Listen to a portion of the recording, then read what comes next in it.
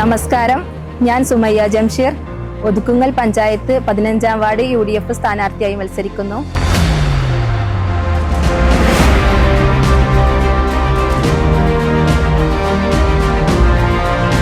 പഴയ 12-14 വാർഡുകളുടെ ഭാഗങ്ങൾ ചേർന്ന് രൂപീകൃതമായ നമ്മുടെ 15-ാം വാർഡിൽ UDF ഭരണസമിതി നടപ്പിലാക്കിയ വികസനങ്ങൾ ഇനിയും തുടരേണ്ടതുണ്ട്.